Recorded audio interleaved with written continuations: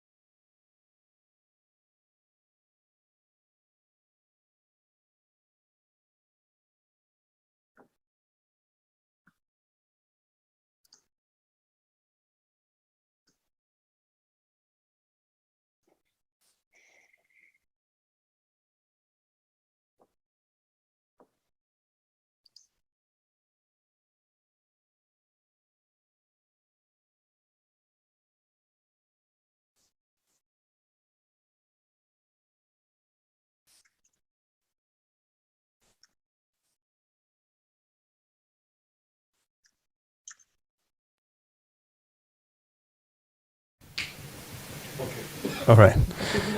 All right, let me restart. Welcome to the fifth session in our symposium. This is a series of symposia, it says Islamic movements in politics and governance, and this is our second one on Egypt. We had our previous one on Sudan about 3 weeks ago, and we'll have the next one in a couple of weeks on Tunisia. But we're very pleased to have a very distinguished panel with us. And this is a little bit different from the other sessions that we've been having for the past couple of days. And this is more of a free discussion, open discussion with our distinguished panel. With me to moderate this session is Dr. Hiba Raouf Izzat. Dr. Hiba is currently on the faculty of the Political Science at Ibn Khaldun University in Istanbul.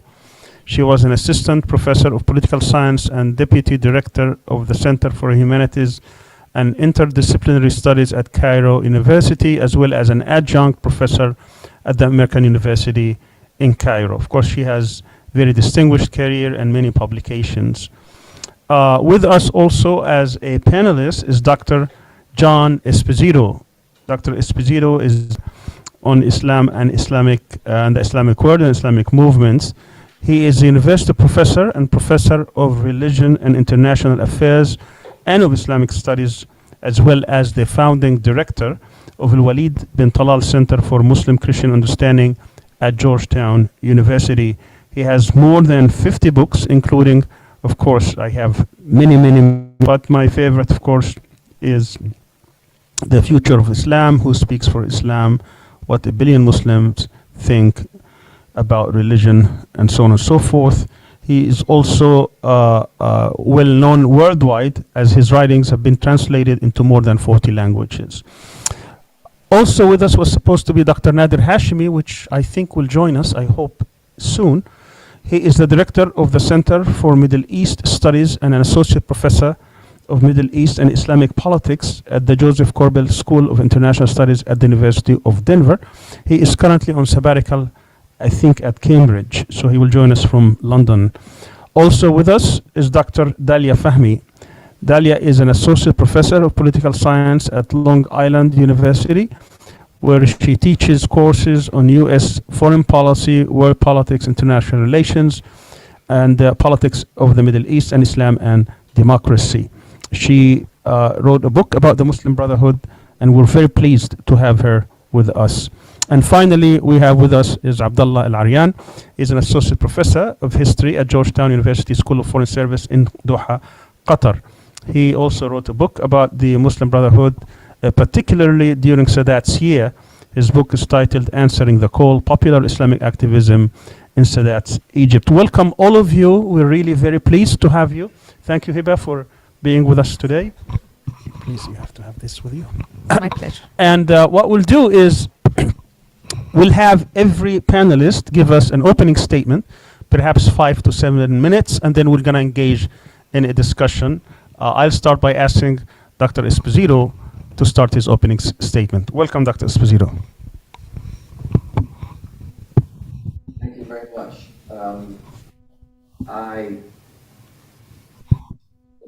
I'm all set now. Shortly before the elections in Egypt, the center that I direct held a conference in Istanbul, and it brought together members of Ennahda, the Muslim Brotherhood of Egypt, Jordan, FJP, and others. However different their concerns, there were two central concerns that all seem to be coming back to. One, the question of the deep state, and especially the role of the military. And equally important, what would responses of the US and Europe really be? What was not discussed in the meeting was the question of what would it be like for Islamist groups like the Muslim Brotherhood and Ennahda to actually come into government, and did they have members who were really, in their backgrounds, had the expertise and experience to lead, to be president. Post the presidential elections, the SCAF, the Supreme Council of the Armed Forces, continued to retain the sweeping political and military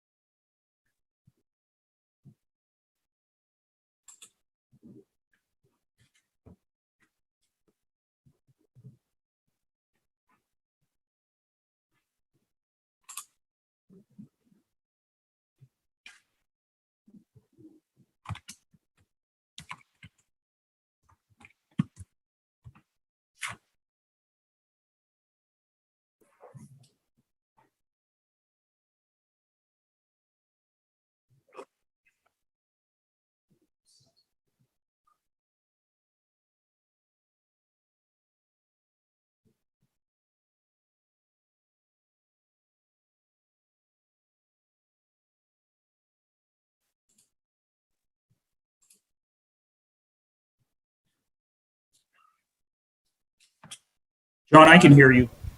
All right, we can hear you now. I can hear you.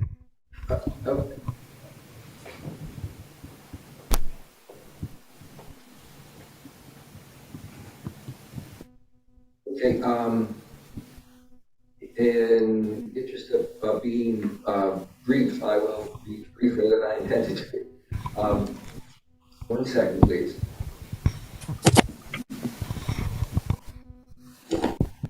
Okay.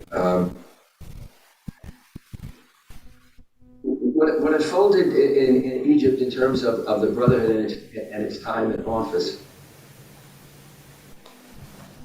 it seems to me was, on the one hand, the continued presence and influence, obviously, of the Mubarak, as it were, the Mubarak regime in many ways, even though Mubarak wasn't there. But also, I think that, in responding, it was clear that from the the Brotherhood's point of view and from Morsi's point of view, that there needed to be a response. And I think that the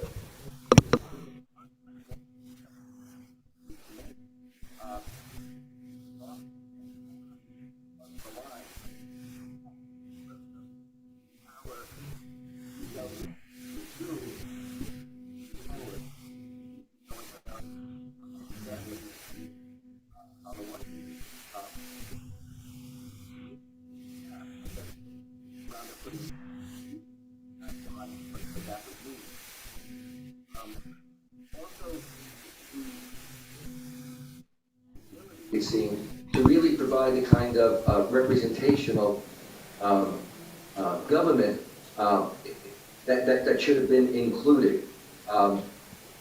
In general, the perception for many was that this was very much that is for both his opposition there, but I think for others, a sense that this was more and more looking like it was basically a Muslim Brotherhood, FJP sort of government, and that other sectors of society were not as represented as they could.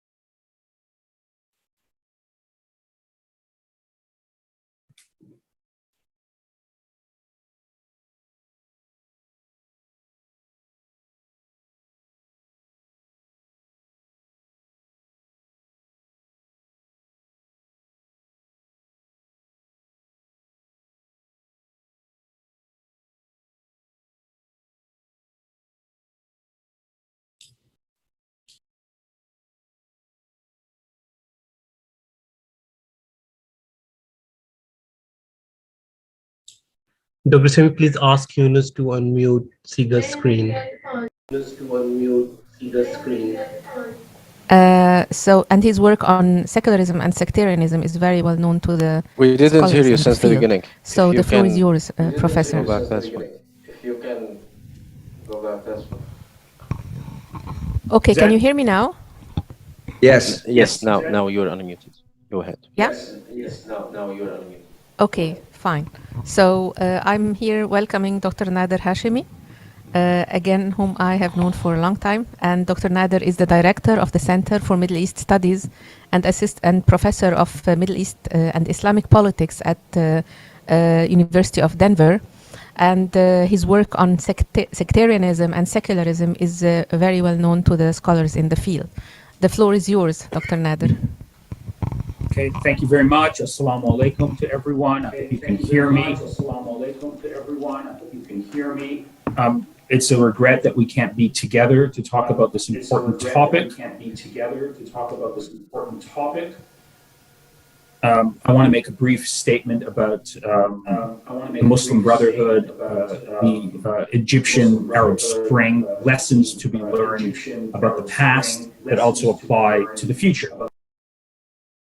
The first point that I want to make is that, objectively speaking, the Muslim Brotherhood, despite all of its shortcomings and failings, was the most democratic political actor in the post-Mubarak period compared to all of the other actors. I think we need to acknowledge that fact, and that simply is a measure of their willingness to abide by electoral outcomes, which is something that you cannot say to many of the other political actors, political parties in Egypt. I think that's an important point of departure that should inform this discussion. The enemies that were lined up against the Muslim Brotherhood, against the Morsi government, were formidable. Both internally within Egypt, not just within the old regime, the military, the deep state, the other political parties, but critically regionally, as we know, and also internationally were formidable. In the case of Mohamed Morsi himself, he was subjected to a campaign while president, a campaign of defamation, character assassination, ridicule that no sitting president in the history of statecraft has been subjected to, making it incredibly difficult to govern adequately and peacefully. Mistakes, of course, were made, and we need to acknowledge these mistakes. And so I think one of the biggest mistakes that the Muslim Brotherhood made is they suffered from a convergence of both ignorance and arrogance. Arrogance in the sense that I think they misread their overall popularity. I think it's accurate to say that they had substantial support in society that was reflected in the early elections. But of course, as we all know, that support quickly withers away as challenges that are facing the nation have to be dealt with. So there was, I think, a sense that, look, the population was on our side, even when the storm clouds were gathering, even when this, fraudulent Tamarrud movement was gaining strength. I think there was a sense among the senior leadership of the Muslim Brotherhood that the vast majority of the population still was on its side. That was a miscalculation. The ignorant part of the equation here is that I think there was an inability to appreciate the immense challenges that Egypt was facing and the huge expectations that would lie on the shoulders of any government that came to power in the post-Mubarak period. I'm talking about simply economic challenges, political challenges, huge expectations. Any government, regardless of their ideological orientation, was bound to fail, given these challenges that Egypt had to face and the huge expectations that were placed on the shoulders of the Muslim Brotherhood government. It would have been much better institutionally from the perspective of the Muslim Brotherhood to be in opposition, because any government that would have come to power would have failed, would have lost support, because there's no quick and easy solutions to these problems that are facing contemporary Egypt. The other big mistake, and this requires much greater time and effort, is they misjudged the role of the military. They thought the military was on the side of the new order. They thought the military was compliant. They thought with this new constitution that gave basically the military, protected the military's resources and internal economic assets, that the military would not do what they ended up doing. I think that was a huge miscalculation. If you recall, there was all this talk about how General El-Sisi was really sympathetic to political Islam. He wrote some big, thesis on the compatibility between Islam and democracy. He was not someone you had to worry about. Well, that was a huge mistake. And finally, I just want to make a point. This is both a comment on one of the biggest mistakes that the Muslim Brotherhood made in the past, but also what I'm about to say, I think, applies to the future in terms of how we can start to think about getting democracy back on track. And that has to do with the lessons that we can learn and should learn from Tunisia, or that the Muslim Brotherhood should learn from Tunisia. Very simply, I think one of the big reasons why Tunisia was successful in its democratic transition post-Arab Spring was because they did something very important, and that was Ennahda was able to engage in a process of cross-ideological coalition building with secular democratic groups. This is a key success. In fact, if you know the story and if you follow the writings of people who chronicled this, the origins of the success of the Tunisian revolution can be traced back roughly 10 years before 2011, when in France, opposition groups to Ben Ali started to meet to develop trust, to form a common national coalition to fight authoritarianism, and to get to know each other at a deeper level. And it's precisely those types of meetings and that coalition building across ideological grounds, across religious secular grounds, that formed what was called the Troika, that came to power in the first elections in Tunisia and basically held the democratic ground in Tunisia post Arab Spring during the transition period, isolating the authoritarian elements within Tunisia, both on the religious side and on the secular side. That, I think, is incredibly important, a lesson that needs to be learned and studied. And it also matters for today, because I think one of the ways out of this horrific situation that Egypt is facing right now under the fascist dictator General El-Sisi is for a cross-ideological coalition movement of people from different ideologies can form that type of national democratic coalition that can move the process of opposition activity forward. There's a lot more to say on this. The Tunisian parallel is important, but of course it has its limits because Tunisia is a very different society than Egypt. Egypt is much more complex. I mean, just simply with respect to the role of the military in Tunisia and the role of the military in Egypt, very different situations. So I realize the comparison here is not accurate and there are critical differences. But I think in the broad scheme of things, looking at the question of democratic transitions and how you fight authoritarian regimes, cross-ideological coalition building is incredibly important. It's also incredibly difficult, too, because it's not like you flick on a light switch and you solve the problem. It takes years. You have to build trust. It sometimes takes generations. But I think those are some of the thoughts that come to mind as I think critically about this topic. Thank you very much.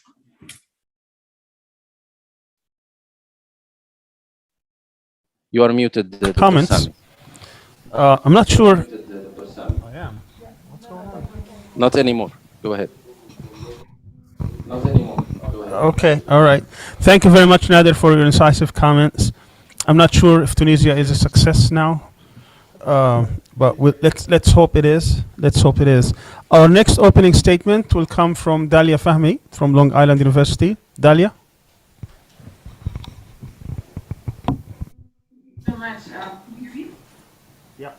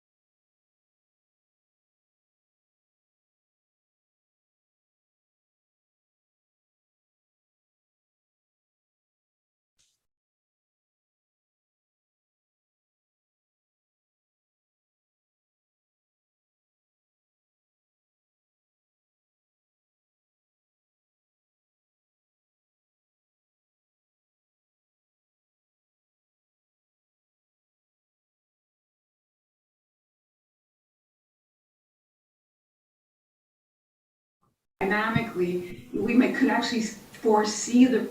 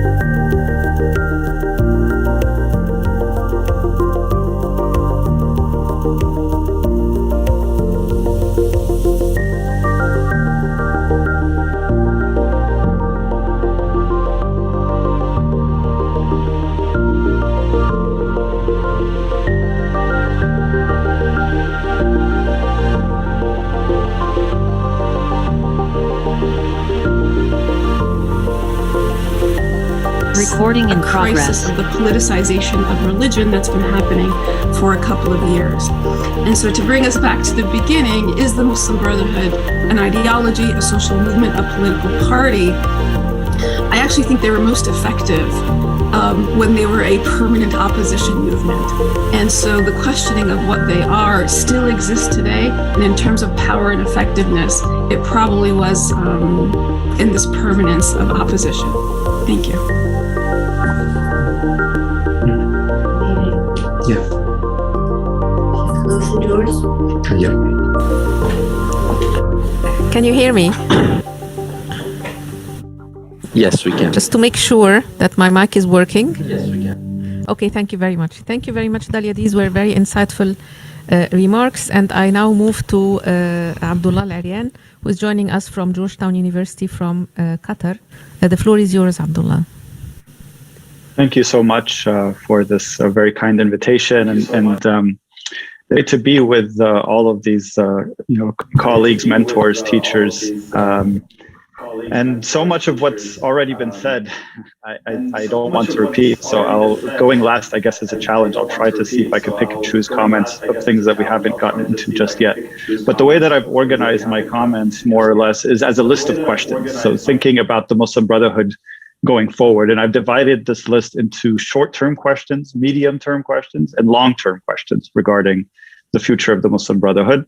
So first, to start off with the short-term questions, I think, thinking about the current situation this summer, when we pass the July 3rd, very dubious anniversary of the military coup in Egypt, we'll be entering the 10th year since the coup. So this will mark 9 years. We'll be entering the 10th year. And so when we think about the current conditions, this could very well become the longest period of repression in the history of a movement that's experienced already so much repression. So it's really saying a lot to say that we're entering into a second decade potentially of this repression. And I don't think even going back to the eras of the 1950s and 60s and all of the kind of horror stories of the Nasser period, that what we're seeing now is actually far worse. And I think this is for a number of reasons, partly because, of course, not just the devastation brought within Egypt in terms of the numbers imprisoned, the kinds of reports we're hearing about the terrible human rights situation, the lack of any room whatsoever to speak, but also given what we've seen regionally and the clamping down on the Muslim Brotherhood as becoming kind of a regional, and to a certain extent, even one could say an international project. And so I guess the first key question is, how is the organization weathering the storm in the immediate term, both internally within Egypt and also regionally and internationally? So thinking in terms of just the basic survival of the organization, the survival of its members, the survival of its infrastructure to the extent that it exists as an organizational structure. How is the movement being kept alive? Is it just simply a matter of just surviving and maintaining the basic needs of its membership? because there's obviously a more than that if it wants to have a future, right? That it's not enough just to say they all continue to live and exist wherever they are. The second question that this then brings up is the question of leadership and the leadership crisis, which is something that, of course, is very public and very visible.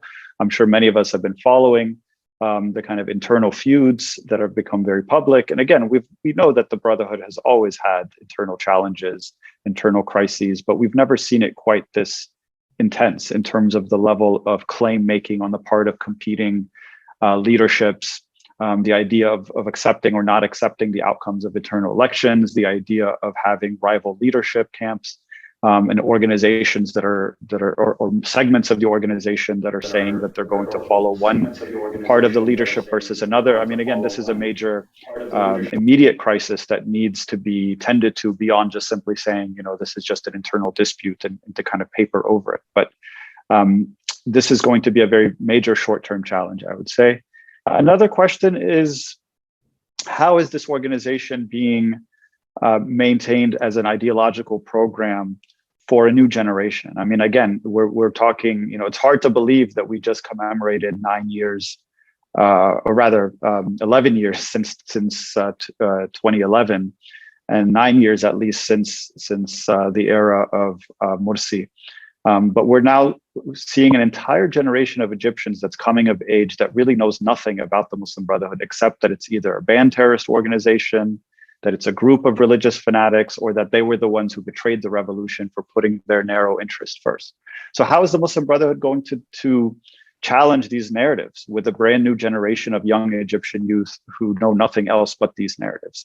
Will it simply become a movement of old people while the young have moved on to other things? I think Dalia has brought a lot of important questions about the crisis of faith more broadly, not just a crisis in the Muslim Brotherhood, but a crisis of Islam or a crisis of religious faith among Arab youth. There's been a lot published about this. You can find a lot of things out there now of people talking about the rising rates of atheism and so forth.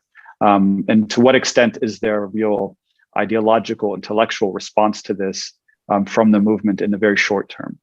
Then the next series of questions deal with kind of more medium-term questions, which means these are for the next kind of several years to think about. One is, how does the Muslim Brotherhood want to deal with potential openings that might emerge within Egypt? We know, of course, that the situation is far from stable despite Sisi's best efforts. That there's clearly a huge internal political, economic, social, cultural crisis, which means that at any moment there could be rising discontent that could lead to an opportunity to challenge the regime.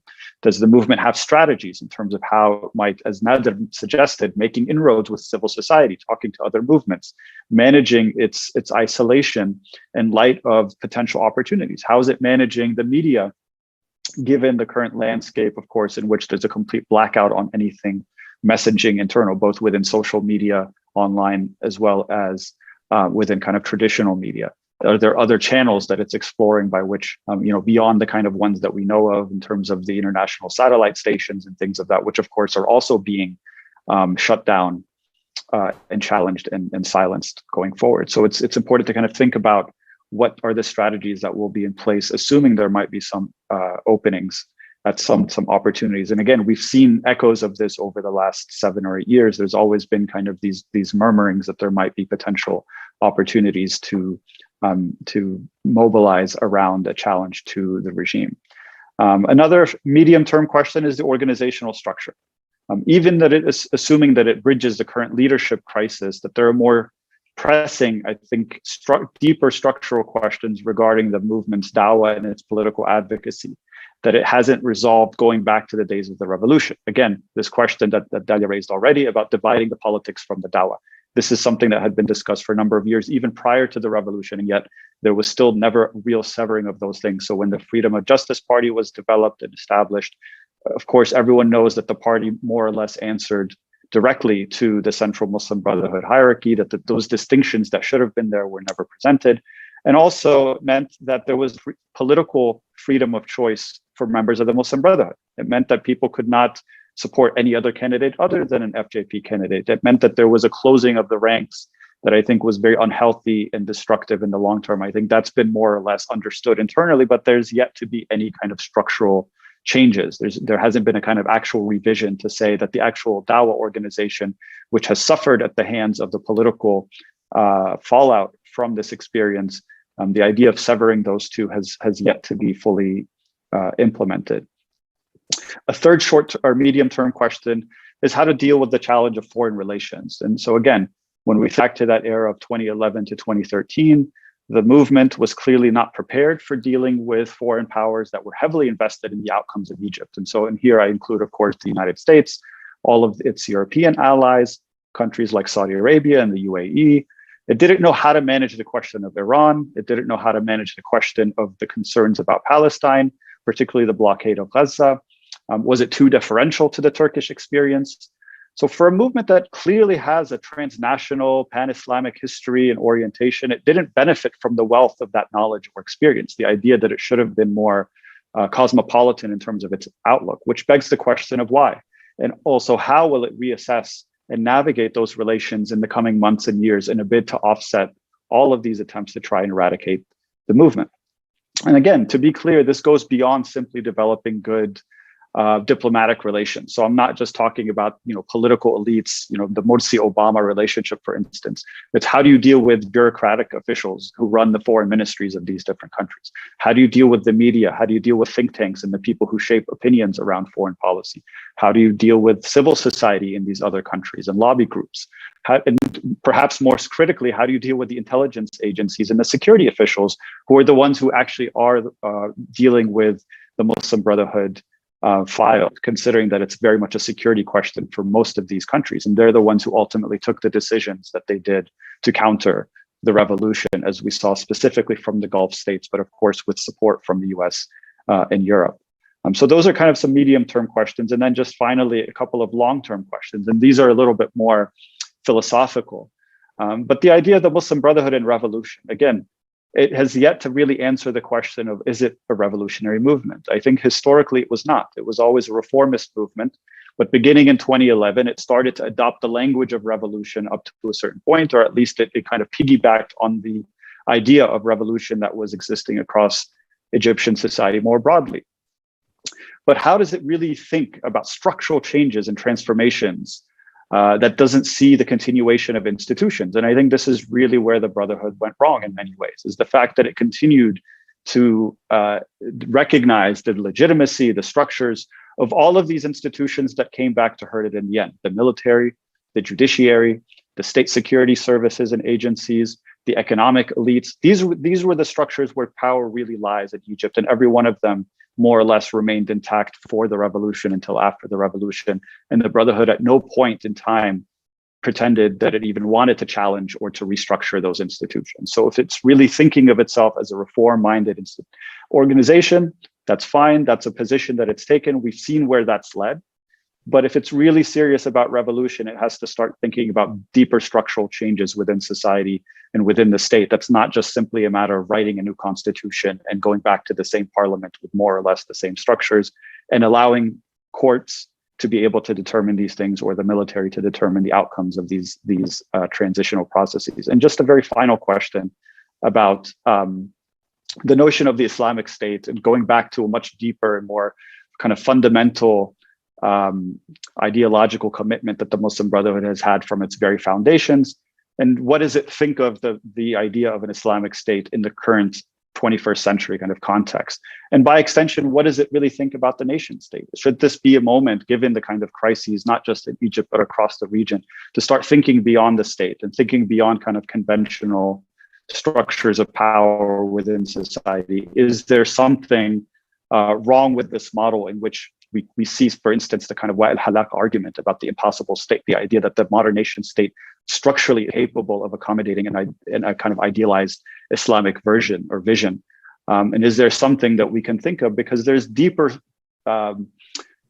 practices and structures of power, I think, here. And I'm thinking, for instance, in the cases of Tunisia or Lebanon, where we see that it's not just about state control, right? That so much of what's happening in these states is very much the product of broader global economic factors. The idea that a state's sovereignty is not lying in the presidency or any of the kinds of traditional institutions of state power. It's in international markets. It's in the way that, for instance, international financial institutions function.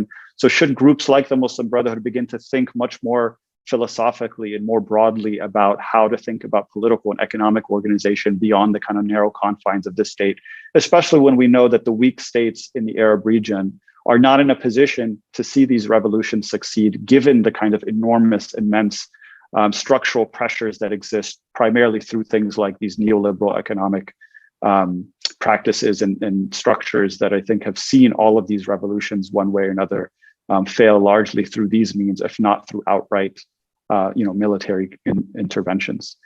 So I'll just leave it there, and yeah, I look forward to the discussion. So thank you.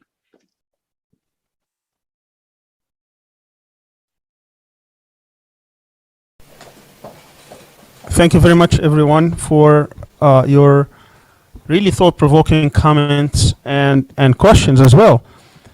I really want to start from the question of political Islam. I mean, political Islam came on the international arena with the fall of the Soviet Union. I'd say perhaps the past 20 years from the premise that they will accept the democratic norms, that they will compete with others in order to in the field of ideology and politics, and yet we've seen it time and again that they have been rejected, not just because of local factors but also international factors. A lot of people have concluded from what happened, and now we could see it also vividly in Tunisia, that that experiment also they're trying to make sure it fails. And then some people would go back and look at the Muslim Brotherhood experiment and would conclude that they were not revolutionary enough, that they should have been similar to what happened 30 years earlier in Iran. They should have really took the system and replaced it, cleaned it up, and started from scratch, not to go with elections and all the different norms of democratic transitions, because the regional order, the international system, will never allow anybody, particularly with an Islamic orientation, Islamic ideology, people who are seeking more like independence and sovereignty, to actually succeed. My question to the panel: do you think that this is the right conclusion, that they were not revolutionary enough? Others would say that they were not compromising enough, that they should have compromised more with the secular forces, not to allow the military to come and have this division or this to allow them to divide them up, actually, where they were able to overcome them and ally with the secular forces against them. Others would say no, they were really too incompetent, that they gave too much deference to the military. And I think Nader in his comments was pointing out to some of these miscalculations. What do you think the right conclusion should be? That's one question. And if you try to in your answer just make it around 3 minutes or so that we can move on to other topics. Should we start with you, John? Excuse me. Let me first apologize. My colleagues were brilliant. I got rattled and I sort of lost my notes electronically. So I was looking at my notes and suddenly they disappeared electronically. So I apologize for my presentation. There was a time when before and during the Morsi government, just before and during the Morsi government, when I and others were involved in a Track 2 project that went on for quite a few years, which brought together members of the Muslim Brotherhood from Egypt, from Jordan, members of Hezbollah, etc., with some people who, with academics, and some people who were, let's say, representing some European governments. It was interesting. No, the American government would never send anybody there to this meeting, and so much so that when a former governor in the United States said that he'd like to join, his advisors suddenly said to him, "If you want to run for the Senate, to be associated with the Muslim Brotherhood is an issue. Okay, that's just one. Two, though, with regard to the question of, like, in a way, part of what went wrong in this track 2 situation, and in some of the meetings, including meetings that were held when in the early days of Ennahda being government, we had representatives, younger representatives of the Egyptian government who were involved in the government, and we talked about critical issues that needed to be addressed, and whether or not some of the choices that were being made, what did these younger people really think? And what they tended to do initially is to basically mouth what the hierarchy wanted, what the official position was.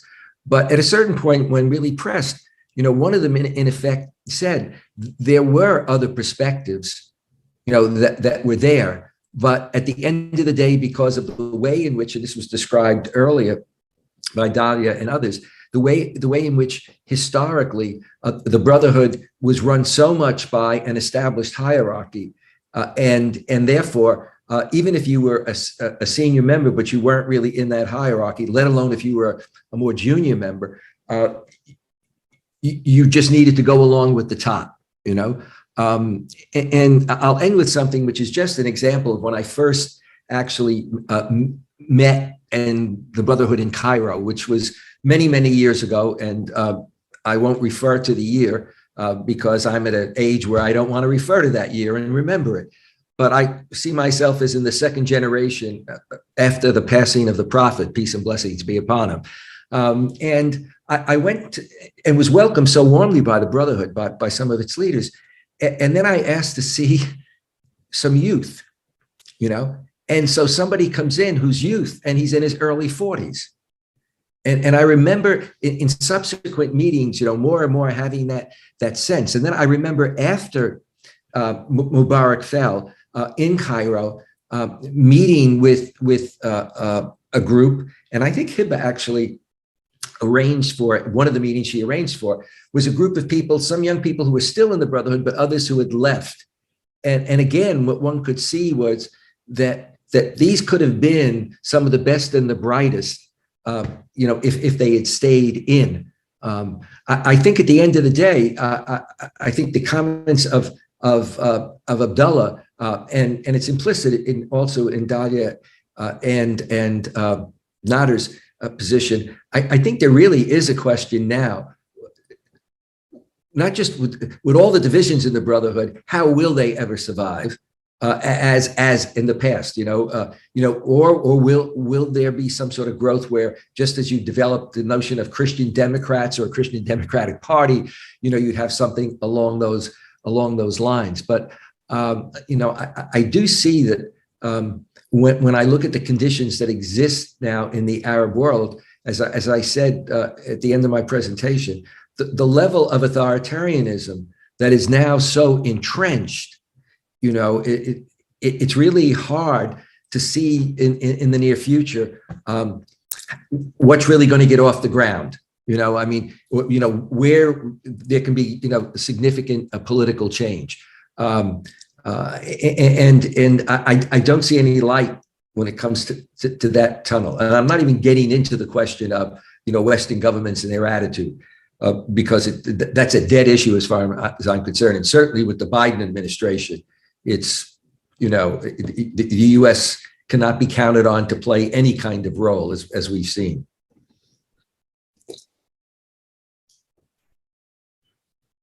Nader, where do you stand on this? Was the Muslim Brotherhood not revolutionary enough, not compromising enough, not competent enough, or all of these? Well, there's an expression here in the United States called it's easy to be a Monday morning quarterback, which means it's easy to pass judgment on an event after it has taken place. It's much more difficult to make decisions in the middle of a revolutionary movement. And this is, one of the challenges that face the Muslim Brotherhood, and it faces all political parties that are caught up in a political revolution. When do you compromise, and when do you persist in your oppositional activity hoping for a better outcome. It's pretty clear that looking back now, the refusal or the reluctance of the Muslim Brotherhood and other parties in Egypt to press for greater substantive structural change beyond the removal of Hosni Mubarak, to actually get the military and the deep state to acknowledge that there was a new political order in Egypt and to extract those concessions, has come back, I think, to haunt the Muslim Brotherhood and the people of Egypt. But of course, when you're in the middle of a revolutionary project, you have to make calculations in terms of how far you want to go. And the farther you want to go in terms of pressing for those structural changes carries risks of violent response from the established order. We're sort of seeing that happening right today, in my view, in Sudan, where the democratic forces are pushing for greater structural change and the military is reluctant to concede anything. So those are difficult decisions that have to be made. My recollection looking back is that there were political forces that were very upset that the revolution stopped when it did, and it was simply happy to celebrate the departure of Mubarak, and it was happy to have elections while basically the same system stayed in place. There was a famous essay that was written early on in the revolution, after the Egyptian revolution, by the late Ellis Goldberg, brilliantly titled Mubarakism without Mubarak, basically saying that the system was basically the same structurally, only the head of state had departed. So I think, clearly, I think we all would have wanted for that type of structural change along the lines of Tunisia or along the lines of other revolution, where the old guard, the old deep state, the old military, controlled economy and state institutions would wither away and would concede power. But the question is, how do you get there? And what's the cost? And how much violence are you willing to sustain as a revolutionary project in order to get to that point? I think those are some of the big challenges. And I think, I don't have an easy answer. I think what you have to do, all political battles are struggles for political power. And the question is, what type of political power does the Muslim Brotherhood have? What type of political power did it have back then? And could the Muslim Brotherhood have enhanced its political power had it been willing to engage in greater cross-ideological coalition building with other civil society groups, with other political parties? That's a question that's open for debate. I would just offer that, it takes two to tango. So the Muslim Brotherhood, I think, was interested in working with other groups. They weren't interested. Those other groups weren't interested in working with the Muslim Brotherhood. So you can only do so much with the political actors that are involved in your political community. So those are some of the thoughts that I have on this question of revolutionary action. There's going to be another moment when Abdullah hinted at this. There's going to be another crisis in Egypt. There's going to be another uprising.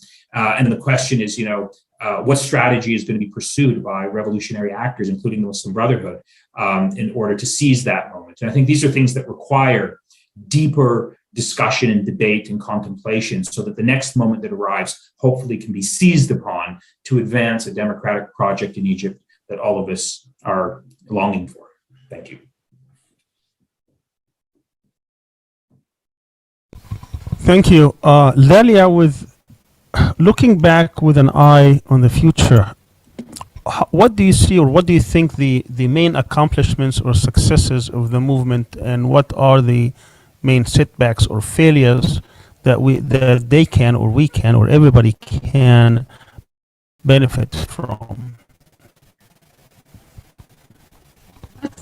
That's a question. I want to go back to this: is the Muslim Brotherhood and is our ideas permanent? Dr. Esposito wrote a book over 20 years ago, I think, Islam and Democracy. And in it, he says, in all traditions, there are intellectual and ideological resources that can provide the justification for absolute monarchy or democracy. And when we think about this kind of notion of political Islam and what it is, or what the Muslim Brotherhood version is,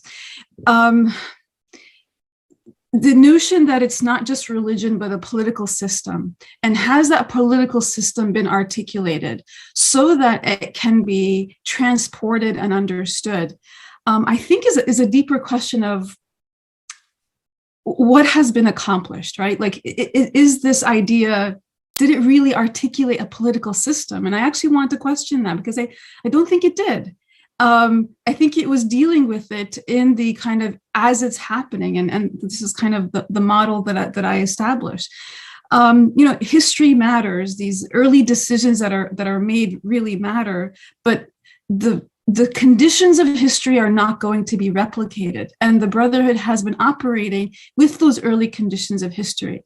Now, in terms of ideology, we tend to think of political Islam as a different kind of ideology. And yet, if you kind of take a bird's eye view of ideas and how they transmit and their political marketing, we talk about political marketing of ideas, even of the Christian Democratic Party, in a very different way than we talk about like Islamic democracy or the Muslim Brotherhood.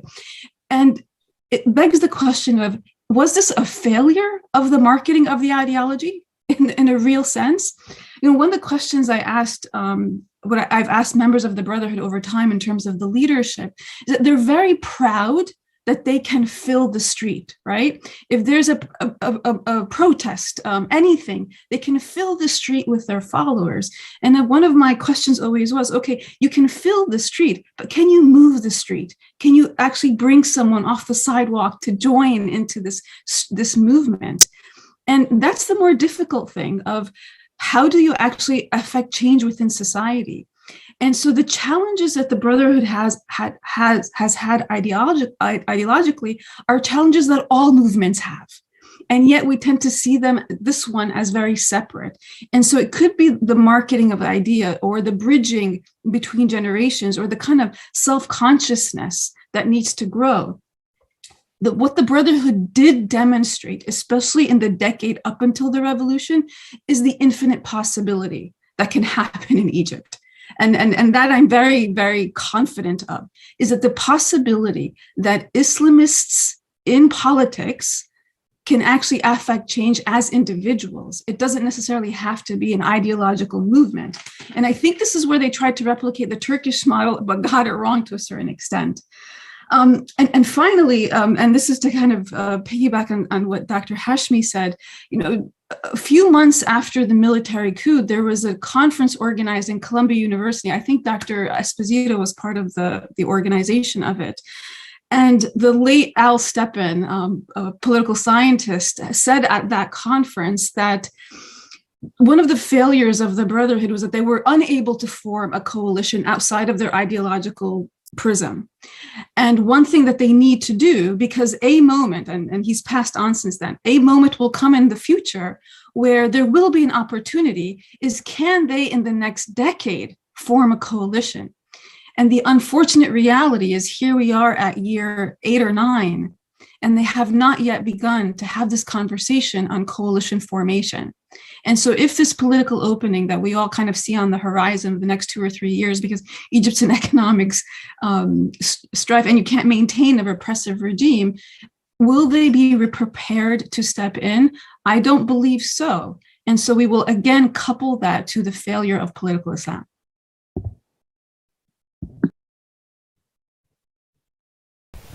Thank you. Before I turn it over to Hiba, Abdullah, would you just briefly tell us, in your opinion, why was the Muslim Brotherhood a failure in the minds of many? And some may think that there were obstacles, external and internal.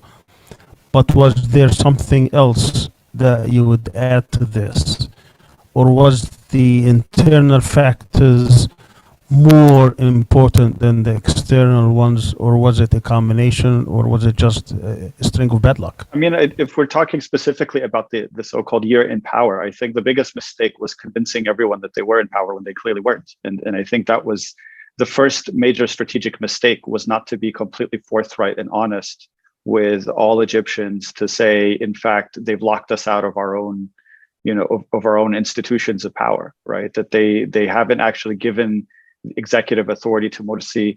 They wiped away the entire parliamentary election. And then even when those positions were assumed, there was no actual execution of any kind of policy. And they didn't really clarify that for anyone to see, that the real power lies in Egypt, as we know, in various other places, right? We know, of course, about the role of the intelligence services and security agencies. We know about the role of the military, even the economic elites who created false shortages of energy and gasoline and things like that. And all of that was being done in a way that by then the terrain was so corrupted that even if they were to speak up, no one would listen, right? That there was a point by the end, of course, when the Brotherhood was trying to explain these things to people, and people just simply thought of them as just excuses, when in fact we know now that it's very well documented that this was a coup that was being cooked up from day one of Morsi's election. And so I think that was probably the biggest strategic failure, was to assume the keys of power at a time when there really wasn't going to be any actual power being exercised. And I think that this is in part because of a very immature and kind of slow to develop understanding of democracy in a bit of a superficial way, right? We're thinking about it purely through the ballot box. And yes, that is a crucial measure to be able, as Delia said, to mobilize people whenever you need them to. But beyond that, what does it really mean that you're able to win election after election after election, when in the end, it's not going to lead you to the place that you expect it to? And I think this is really another a crucial lesson here, which is that we have to start thinking also about democracy in a broader sense. We have to think about it in terms of the structures. And this is where the Nahda lesson is really critical, because the Nahda knew that win or lose the election, the crucial thing was to continue to have elections and to continue to build democratic practices within society, culturally, and various other mechanisms in a way that involves things like coalitions, that involves things like, even when you win, to concede positions of authority. And of course, we're seeing that that's still not mattering. I think the fundamental question, and this goes to some of the other questions that you posed initially, is I think we're at a critical juncture now where the contemporary Arab state has demonstrated time and time again that it has no room for any kind of political force that structures itself around Islam or Islamic ideals or principles or values. And so now the question is, can you reshape the entire state in a way that is open to having some kind of Islamic alternative? Because I think even in cases where, let's say Morocco, for instance, or Jordan or Bahrain or other places, or Kuwait, where you've had Islamic parties being elected or having a kind of very difficult relationship with the regimes in place, that there's still a kind of hesitation, that it's still treated as an exceptional case, that Islamic parties in particular are still seen as a security threat because they offer a completely different basis of legitimacy than those of the ruling power. And I think for these secular authoritarians, whether they're military leaders coming in, whether they're kings and monarchs, the bottom line is they are offering a very different model of legitimacy, and they're deeply threatened by the idea of Islamic legitimacy as a basis for political power. And so I think we have to reconceptualize the way that these political systems are going to create a space whereby an Islamic political party can actually exist peacefully without any kind of security restrictions, without any of the kinds of clamping down that we've seen. And I don't think we've seen that anywhere.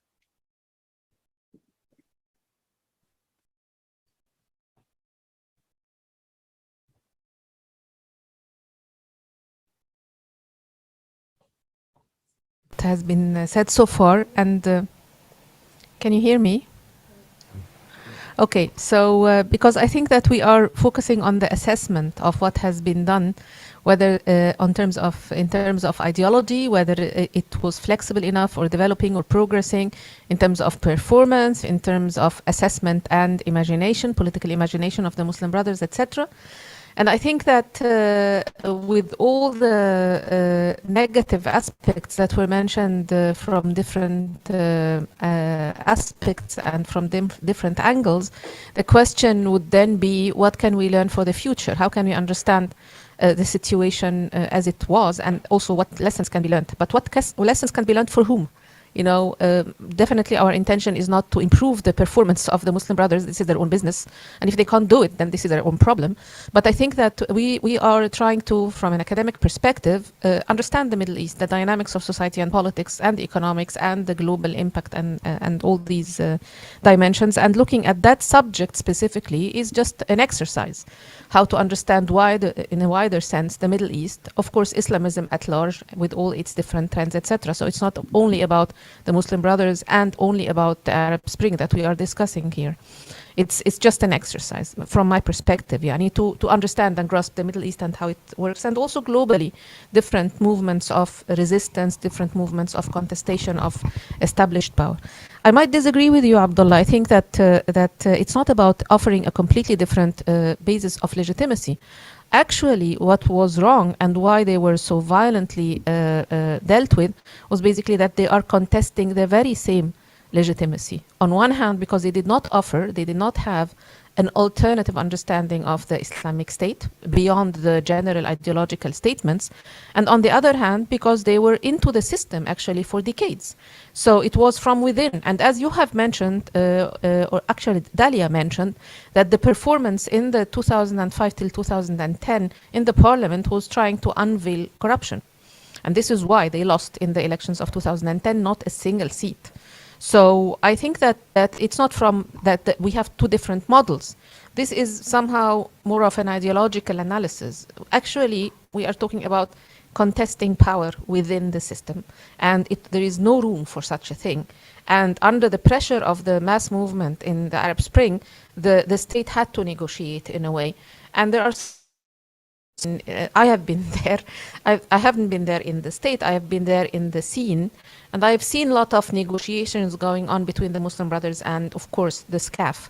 And what happened behind closed doors will never be known unless someone from the top cadre of the Muslim Brothers comes out to tell us what happened. And most of them, unfortunately, are either outside the scene or imprisoned or already dead.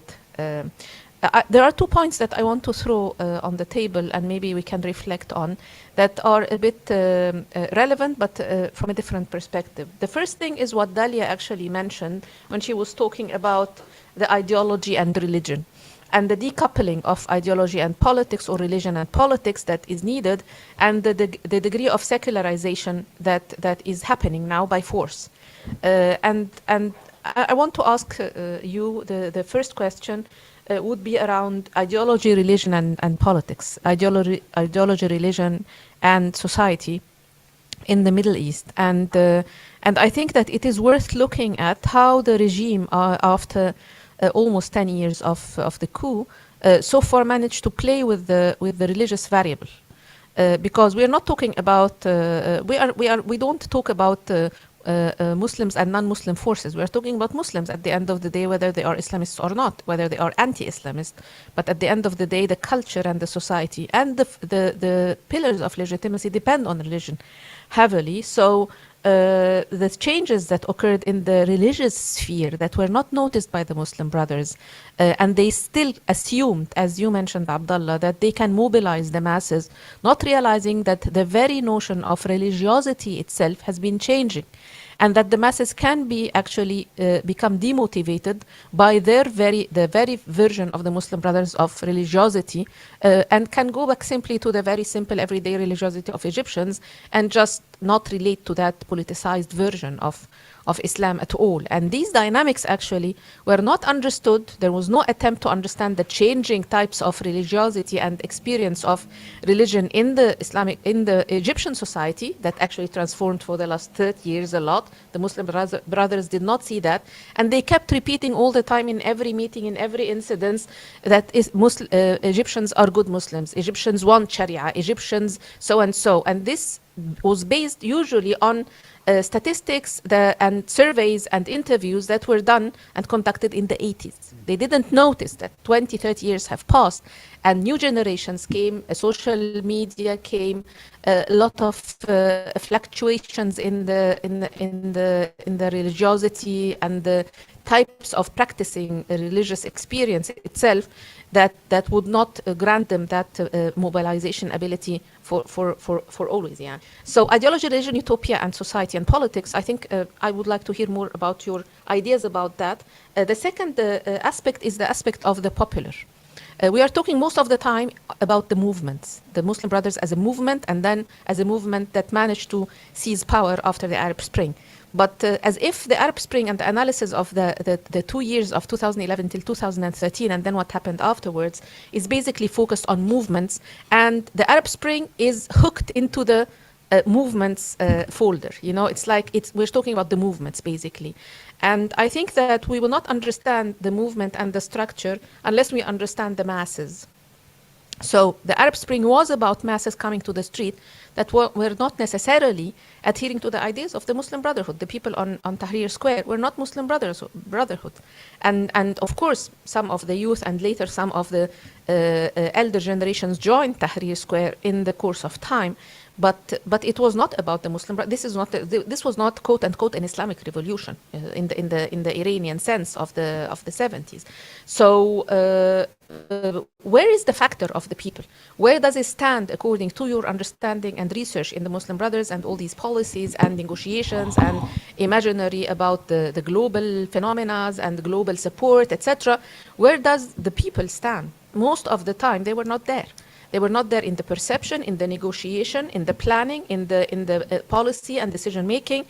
People were absent in a way. After the 18 days of Tahrir Square, then movements took over again.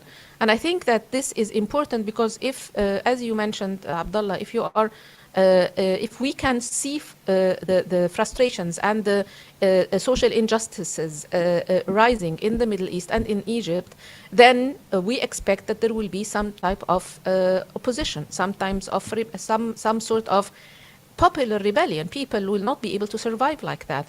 So it's not only about movements, it's also about imagining different scenarios of change in the future that are not necessarily Islamist, or movement led.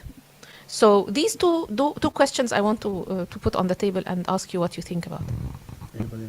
Yeah, I will start with Professor Esposito, of course. Hello, Professor. The floor is yours. And, I think you make very good points.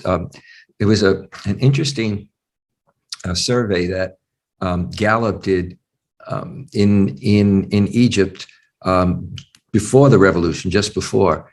And what emerged, I can't remember the exact percentage now, even though I was associated with Gallup at the time, but what it showed was that you had roughly about 20 to 25% of the population indicated identifying with or support for the Muslim Brotherhood. I think that obviously when the elections actually came in Egypt, you had a lot more people, voting because many of them wanted something other than the Mubarak, the Mubarak government. I do think that the challenge, as I see it now, is that, and I'm not equating it exactly with what's happened in the West with regard to religion, and the significance of religion. But certainly, I mean, as somebody who has been looking at religion in the West as well as in the Muslim world for quite a few decades, one doesn't want to discount, and you can even see it in the U.S. in terms of Muslim populations in the U.S. When you look at a younger generation, it's a more complex generation when it comes to the attitude towards religion and whether or not religion and religious issues, to what extent should they be, part of one's political agenda. I just wonder when it comes to political Islam, as at the end, I think of Nada's presentation, I could be wrong here, but I had certainly noted earlier, even the example of Ennahda, which did reach out to the others. Okay, the fact is, it came back to bite them.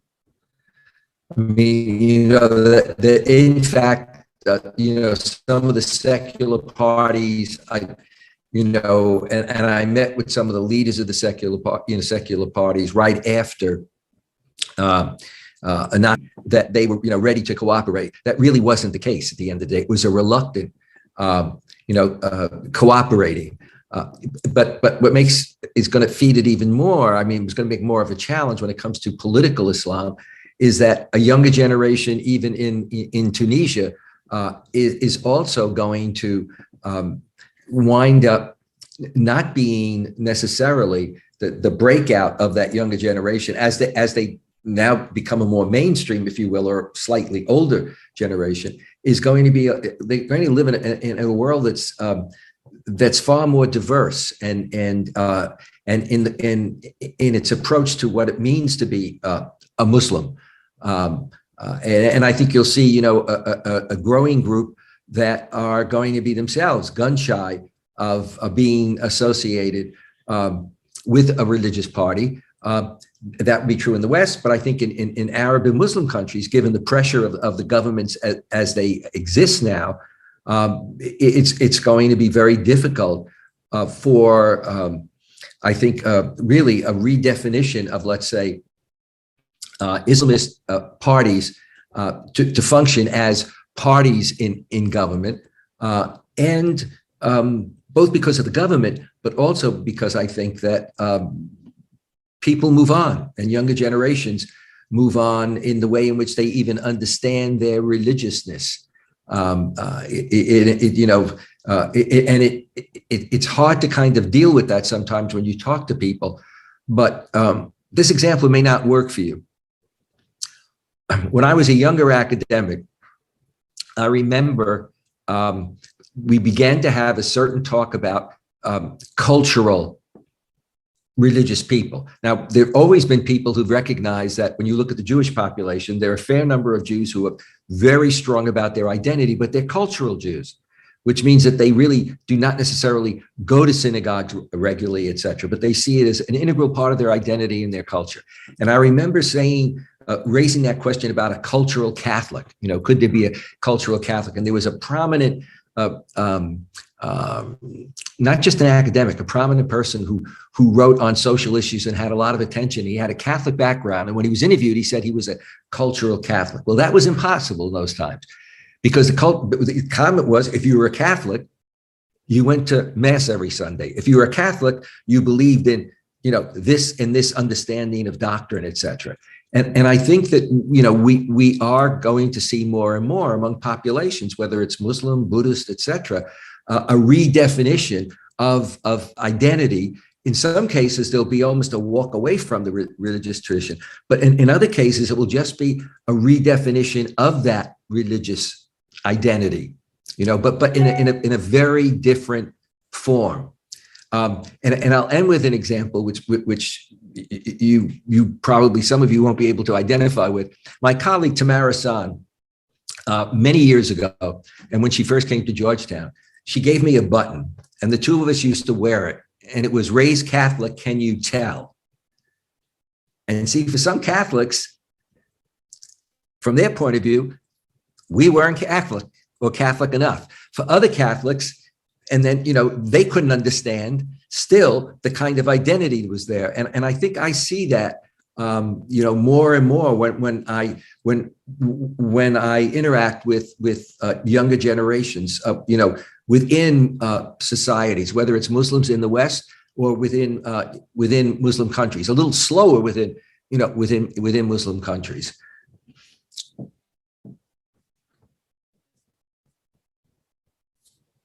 The coming decade. I think that this will have an impact on the political scene in the coming decade. We will see a lot of unprecedented formations of actions, groups, maybe alliances. And I would invite Dalia to comment, please, because I was inspired by your comment, actually. I agree with Dr. Esposito. So, when we talk about Napoleon in Egypt, if you will, for a second, and how when he goes to Egypt sees a religious society and says, how do you conquer this society? Speak to their kind of hearts and minds in terms of religion. And one of the kind of secularization projects that begins in Egypt is the putting of religion in institutions to get it out of the public sphere, even though it's so heavy in the public sphere and in the public heart, if you will. And as a consequence, what you start to see is the kind of secularization over time of religion in Egypt, if you will, that leads to the kind of religion is al-Azhar, religion is no longer a set of values. And I think it's being reflected more and more today when we look at, just the kind of the role of authoritarianism that has bled deep into society, where in order to survive, and again, I mean, so much is related. According to the World Bank, 70% of Egyptians are either in poverty or on the brink of poverty, right? What does that with authoritarianism, with secularization of religion do to society? These are things movements like the Muslim Brotherhood didn't investigate. It almost wasn't on their radar. And, although, of course, we have the writings of Sayyid Qutb, who did talk about this kind of secularization of religion. When you look at society today, and if you were to tell the average Egyptian, al-Islam huwa al-hal, or religion is the solution,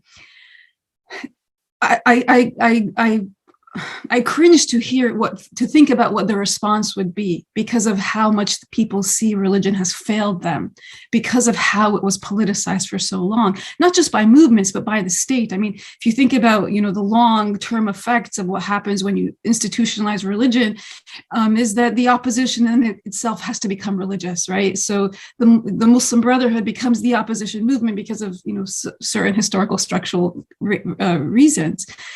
And you almost get stuck in those frames of the state has co-opted religion and the opposition speaks in a very similar religious way. And they've, in most ways, like you said, Dr. Hiba, and I know you've written on this, is that they've lost society in a sense. And that's no longer part of the conversation. And it's even in the narrative on democratization that starts to emerge pre-revolution and during the revolution and post-revolution, you almost see an absence of the people, and there becomes the kind of elitization, if you will, that's not a word, but I just made it up, of the Muslim Brotherhood in the public eye.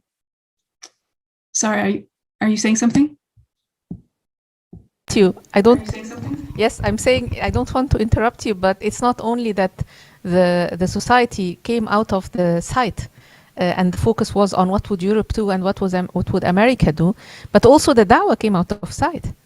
I know of, I didn't come across a study of that, but I was very much interested and have some sort of info and reflections and remarks on what happened to da'wah 2011 till 2013. It disappeared from the priorities because this was the moment of tamkeen, and now we focus on politics. I mean, the politics is serving da'wah. And if in the moment of the Arab Spring, da'wah is pushed to the very last item on the list of priorities, then this raises a lot of questions. Actually, I would move to Nader Hashmi. What is your take here? Yeah, I think we're on to something very important. Heba's comments, John Esposito's comments, and Dalia's comments about the changing nature of religiosity in Egypt and the Arab world is very important. We are no longer in the 1980s where the same type of identity issues are going to grab and mobilize people. One of the things that I'm doing for a future book project is tracking very closely regional socio-economic trends in the Arab and Islamic world. And to make a long story short, what's happening in the region is mass pauperization, mass poverty, mass inability to make ends meet, broken infrastructure, protests taking place in different parts of the Arab world around basic issues of human survival, related to environmental issues increasingly, but just the inability to access clean drinking water, jobs. So this is the new reality in the region. on a mass level. And so the question is, how do Muslim, political Islam, or Muslim Brotherhood groups respond to this new reality? I don't think the appeal to can have a legal system grounded in Sharia is going to appeal to large numbers of people in the way that it did in the past. Several people mentioned, specifically John Esposito, that the youth generation of today is, I think, very different, largely as a result of these technological changes that we're all familiar with. Younger generations are more globalized, they're more pluralistic.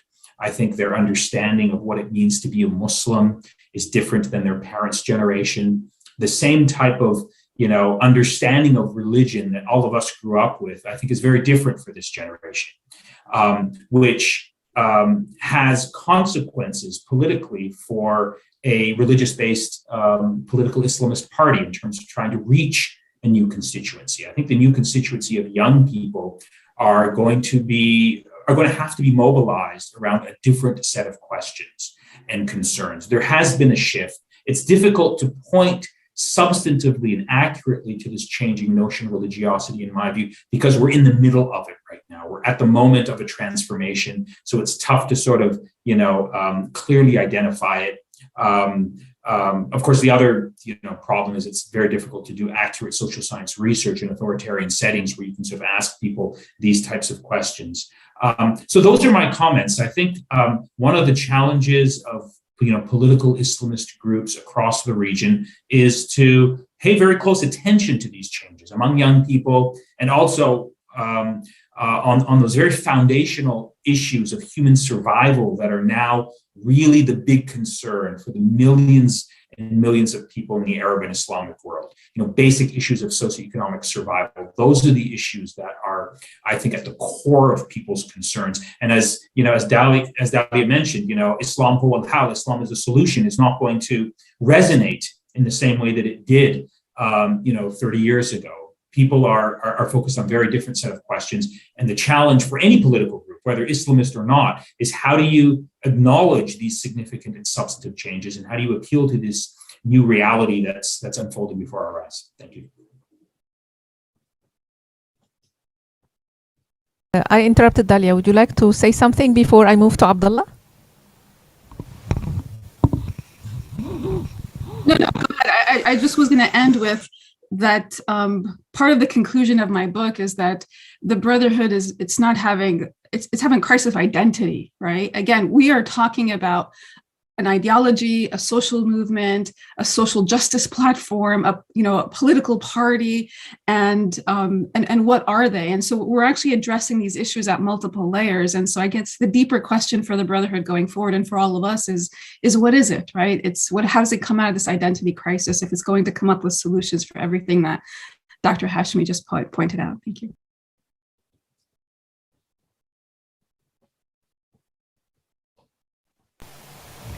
Dr. Abdullah, the floor is yours. Yes, thank you.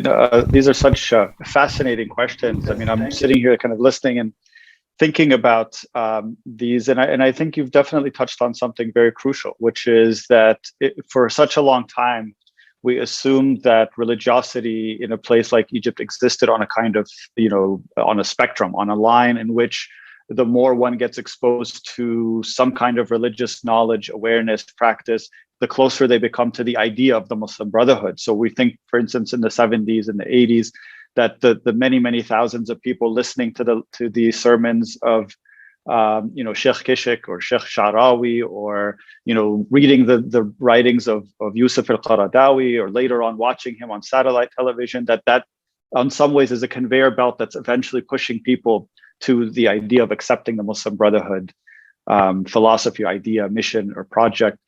But I do think you're right that something has shifted and changed to the point where we now have to conceive of religious experience in a very different way. And again, I tend to see this happening largely through the phenomenon of neoliberalism, and thinking about the kind of individualization of religious experience, but also the commodification, the commercialization, thinking about it through the kind of pop preachers, the kind of Amr Khalids of the world, that the Brotherhood probably wrongly assumed that as long as people are finding some ways, especially this kind of new urban middle class of Egyptians, that they're still finding their religious spirit, then that's all good, right? Because ultimately it will still welcome them into the ranks of something like an Islamic order. Something that changes there, where I think people begin to kind of put markers in terms of how far they're willing to take their religious identity beyond, to not, for instance, turn it into something political, or to make it something very deeply private and very deeply individualistic, and something to be experienced in a kind of commodified sense, and rather than a kind of collectivist sense, which is something, of course, that the Brotherhood has preached as a sort of a collective, a gama'ah, right? That's the term that we use.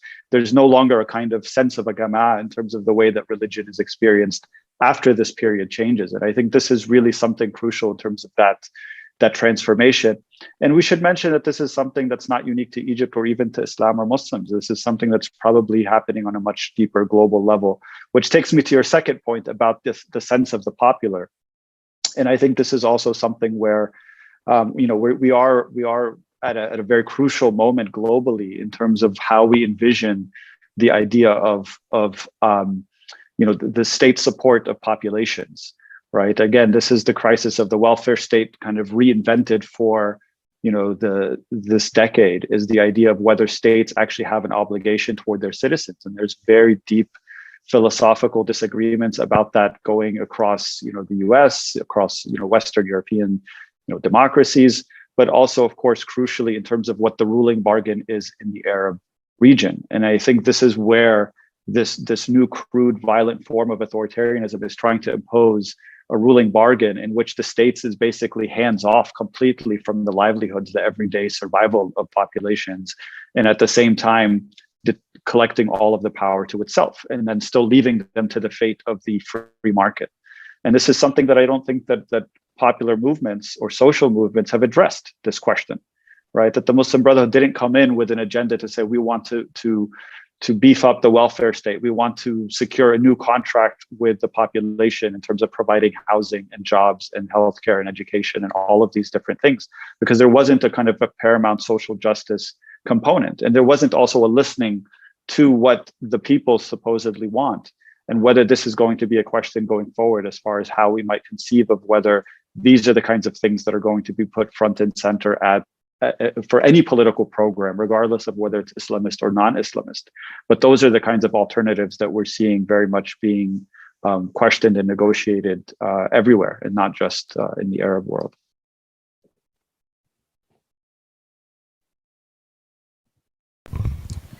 Well, that was fascinating discussion, but I just want to take us a little bit back, that the movement in Egypt didn't really fail on its own.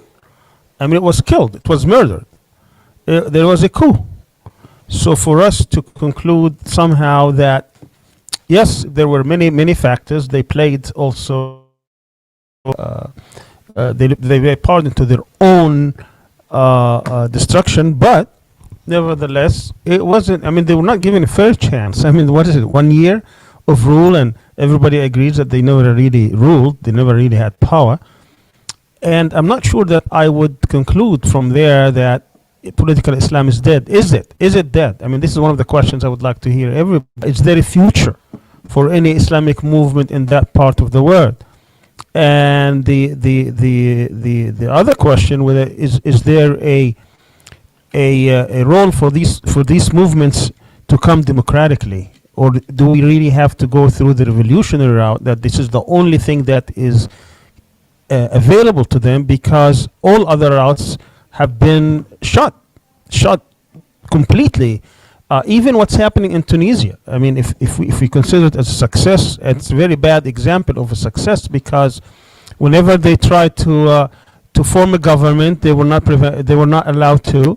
Whenever they tried to have a coalition government, they were not allowed to.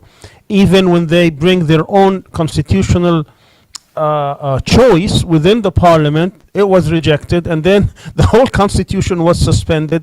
They played with all the rules, they did all the concessions, yet they were never allowed to actually experiment even with that and fail. Let them fail on their own, and then let people vote them out. But that wasn't even an option. So the question that I was trying to pose, I mean, if there are Islamic movements right now, what would they conclude? they would conclude that the international system, the regional order, the political elites, the secular forces will never allow them to actually participate in the process, let alone that they can actually hold any kind of power, even with others. And that leaves them with one choice only, but through revolutionary means or other means. And that's not a good conclusion. But, my question to you actually is twofold. One, is political Islam dead? Or is it not? Maybe in a different form. What do you think as experts in the field? And two, what would you advise them? Because there are a lot of people who think that, this so-called democracy is a fraud. They will never be allowed to come to power through democratic means. They, even those who vowed to do it, they did it. They played by the rules. They did everything possible to get there. They made all the concessions, whether it was in Tunisia, in Egypt, or other places. They were not allowed to. So these are two questions. It's really for all of you. And whoever would like to kick the ball first, go ahead.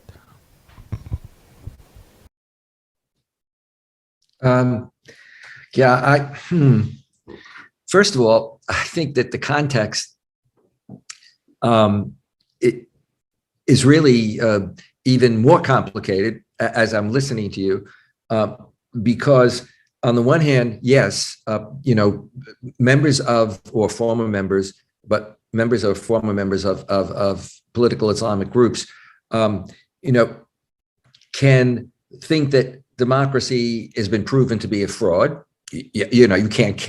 It shows that it doesn't function. You can't count on the West, etc. But also, if they really look at what's going on in the U.S. and in Europe, you really see the extent to which democracy is failing.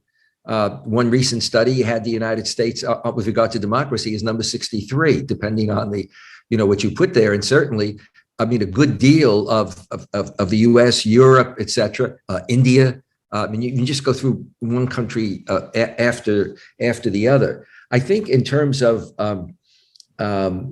surviving, number one, and again, I've mentioned this a lot, if we're talking about in quote Muslim countries have become and will continue in the short term to be more authoritarian. And yeah, there may be a protest and there may be a shifting in government, but by and large, I think they're entrenched.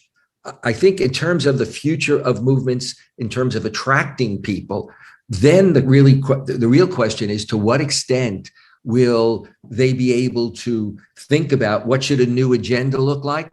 And I think that's going to take, without being too much of an ageist here, it's going to take if you will, a younger to mid level of Muslims to be dealing with this. I think for a lot of the establishment, the older establishment, to the extent that in some countries the older establishment continues to exist, there'll be exceptions, but for many, this is a whole new world.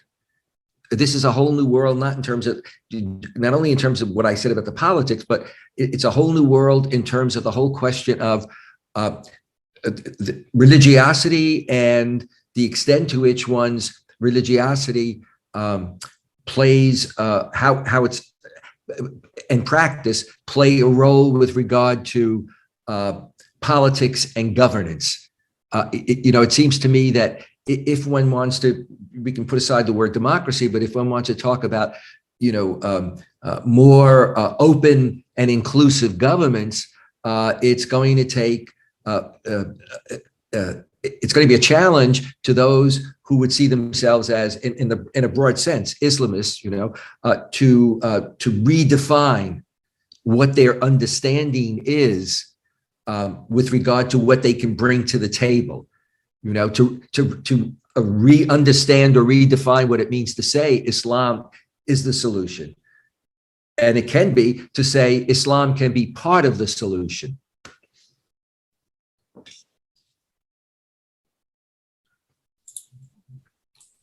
Very quickly, I would just like to say that, Sami, I understand your frustrations with the current state of play with respect to the politics of the Arab Islamic world and the question of political Islam.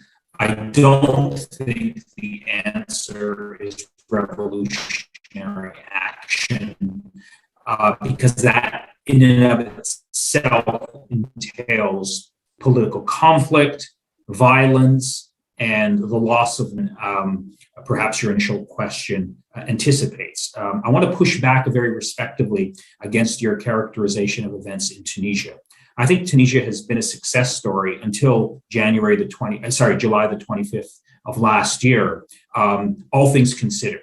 I'm not surprised that Qais Said came to power and has moved to democracy has presided over the demise of democracy in Tunisia. I think the real question is, for me, why did democracy in Tunisia last this long in light of the enveloping socioeconomic and political context that Tunisians were living in, characterized by increasing economic desperation and increasing poverty since the revolution. You can't sustain a democracy when people are sinking into greater poverty and unemployment. It's really amazing to me that the situation in Tunisia lasted as long as it did within the existing constitutional framework. I would have predicted that it would have ended much earlier. All things considered, there's a lot of successes that one can point to in terms of the Tunisian model. I don't think the reason why democracy broke down was because of political Islam. It was because of underlying economic issues, and also the political system was paralyzed. The nature of the Tunisian experiment was one where you could only make big changes based on consensus, where all the different political parties would have to agree. And because of the polarity and the polarization within Tunisia, it's very difficult to make big structural changes that could move Tunisia in a positive direction. So I'm much more sympathetic to the Tunisian model than I think some people are, looking in on what's happened since 2011 Arab Spring Revolution. I think there's a lot of lessons there to be gained. I think we need a separate seminar, a separate conference, just to understand what went right in Tunisia, what went wrong, and what are the lessons for the future with respect to political Islam.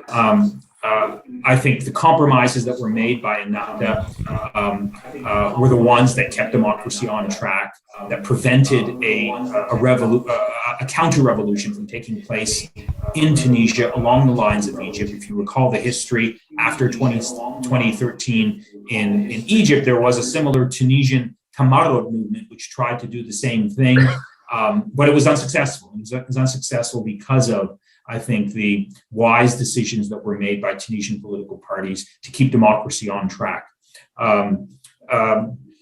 So those are my initial comments. There's a lot more to say on the topic. I share the frustration over how political Islamists now are thinking about the current state of play. They played by the rules and they've got crushed. One of the, I think, lessons to learn here, and this is my last comment, is look, political Islamists have a lot of enemies within the countries that they live in, regionally, countries with a lot of resources. I'm talking about the axis of Arab authoritarian regimes headed in Abu Dhabi and in Riyadh that are going to use a lot of money to try and destroy them. And then internationally, there's not a lot of sympathy for, political Islamist parties. They're viewed as a national security threat. So given that the playing field is very tilted against them, simply playing by the democratic rules is not enough.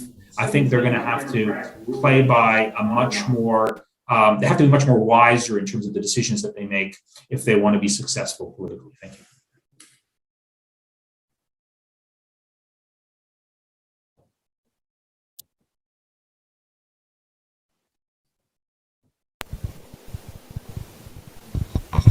Dalia. Dr. Sami, Dr. Sami,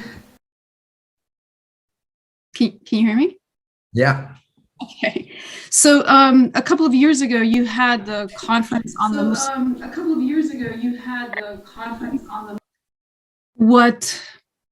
what the stakes are, but what the political and social landscape is and is emerging. And I'm struck by this question of why we continue to see that political Islam is the Muslim Brotherhood. If political Islam or Islamism is the idea that Islam is not just a religion, but a political system, then let's stick with that and talk about all of the intellectual homework that needs to be done to move into the next, phase two, or the social issues. Again, as I said, when we look at Egypt, the World Bank says 70% of the population on the brink of poverty. What does political Islam say to that? And if you think about, Dr. Hiba and her contemporaries in the 80s, I'm sorry, the 90s and the 2000s, Dr. Kamal Abul Magd and Tariq al-Bishri, and these deep conversations that were being had about the role of Islam, the role of moderation, of moderate Islamists, the role in society, the role in politics and governance, models of democracy, models of Islamic governance. These deep conversations, unfortunately, at least in the public sphere, have not been had in over a decade, right? I mean, think about the intellectual growth. We want to see top to bottom or top down change. But in many ways, the ideas behind social change from an Islamic perspective have been impotent for the past 2 decades because of the nature of not just authoritarianism, systemic poverty and injustice, but also, I'm sorry to say, a lack of intellectual growth and exploration from within a lot of these social movements. You think about knowledge production within the Muslim Brotherhood. What do we have as texts? How long can you reference in Mu'tamar al-Raba? These are the deeper questions that I think need to be had in terms of where does social change come from? Where does intellectual growth come from? How do you respond to changes when the kind of hubris of a movement can do it all is challenged the way it was in this 11-month experiment. And as you said, we can't underscore enough the enemies of the success story that could have been, right, of this experiment for 11 months. I always, and I know that this was discussed in the conference at that time, think about what the world could look like if the 11-month experiment was successful, right? Think about, the Syria, Yemen, Palestine, what would the region look like? And so when you take a wider view of politics as a system of winners and losers, in order for this experiment to win, who would have to lose?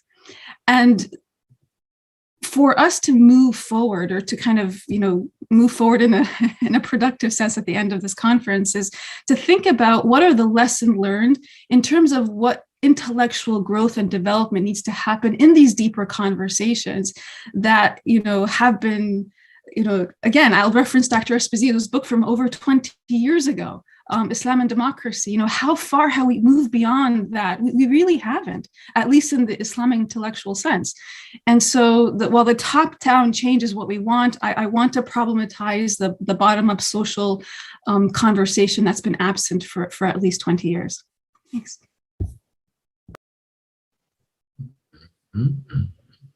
Thank you very much, Dalia. I mean, I hear all of you, and I've read, of course, John's books and others, and I see the social changes taking place, but I also see the frustration of people here who had these dreams when they were in their 20s. They were in the streets. They heard the movement and other parties promising them, an order, social justice, freedom, but they saw it all crashing down. And now they see no hope. And therefore, it's the intellectual, yes, I agree with you, the intellectual elites within our society needs to step up and give alternatives. And right now, I'm not sure that we give them any hope, let alone an alternative. But anyway, Abdullah will have the last word, and then I'll have a concluding remarks, and then we'll close for the day. Abdullah. Yeah, I mean, is there a future for Islamic movements? If we're talking specifically about groups like the Muslim Brotherhood, I don't know what the future of that organization is, but if we're talking about more generally, the idea of segments within Arab societies that refer to their Islamic tradition, to their heritage, to their values, as a means of organizing politically, I don't think that can ever be truly snuffed out or suppressed. I mean, there's always going to be some demand for that, no matter how badly these dictatorships would like to think otherwise, or would like to crush these tendencies. And the fact of the matter is, until there's also a success come and gone, you know, the Baathists are in the graveyard of history, along with all of the attempts at kind of, you know, military state-led socialism. All of these kinds of ideological projects have come and gone, and there's never really been anything that's remained. And in fact, if you look now, the tendency is actually for a complete vacuum. I mean, if someone was to try to define what is it that the Sisi state stands for, there's zero ideological project there. There's no political program whatsoever. He doesn't even have a political party. There's nothing. It's just a complete absence. And the same could be said of the entire counter-revolutionary bloc, right? So the UAE and Saudi Arabia, what is their vision for this region that they're trying to impose by force in Yemen and in Libya, and impose through military coups and just through financial sponsorship in Egypt and Tunisia and everywhere else? I mean, there's nothing that you could point to say that there's a real program or a project there. And for that reason, I think that the alternative, as weak as it is, as ill-defined, and is vastly, vastly in need of updating in terms of intellectual exercise, as Dalia has mentioned really articulately, I think all of that is very, very crucial. But the bottom line is, in the absence of anything else, it's always going to be there. That's certainly not enough to say that just by default, we continue to exist. And frankly, that's some of what I've heard from some folks in exile and people who are kind of having these conversations, to say, as long as we just stay put, eventually we'll get our shot again. I don't think that's the right attitude either. I think there has to be much more critical thought internally, you know, real self-reflection, not just in terms of the kind of tactics and strategies of political mobilization, but really on a kind of philosophical level of how they envision not just the path to power, but then what to do once you're there, how to actually navigate the halls of power and the institutions and structures of the state.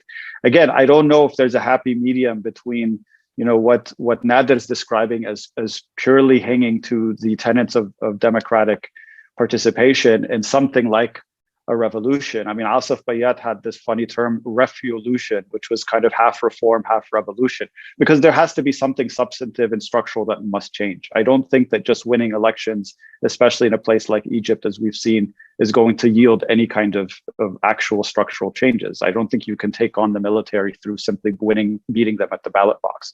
There has to be something deeper there. And yes, that does involve, I think, a more confrontational outcome potentially, given what we've seen that's already happened, right? That had happened at Rabaa, it's happened in all of these other confrontations, the many massacres that happened that long predated even Rabaa. So there's something to be said about the fact that confrontation has already come, and they just, you know, there wasn't an acceptance of it or an acknowledgement of it at the time. But I think that has to be internalized in the measures going forward in terms of how the movement is going to conceive of these you know, head-on confrontations. I mean, how is it that you're going to sit back and wait for the corrupt judges that were appointed by Hosni Mubarak himself to legalize the revolution? I mean, it just, from just a purely logical standpoint, it makes no sense that was the tactic, to say let's go to the courts to issue their rulings about things having to do with the first democratically elected parliament, the same courts that rubber stamped every fraudulent parliament in history. I mean, these are the kinds of decisions that I think have to be confronted much more critically if we're talking about the day-to-day dealings as well. And so I will leave it there, but thank you.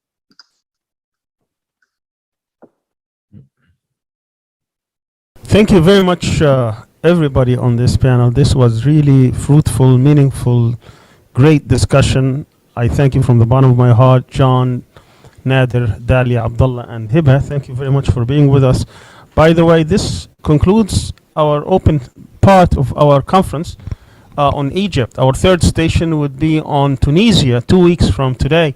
Nader was saying that we would like to have the same conversation. We will have 14 papers, Nader, on Tunisia, on all aspects the way we did here. I hope you will tune in.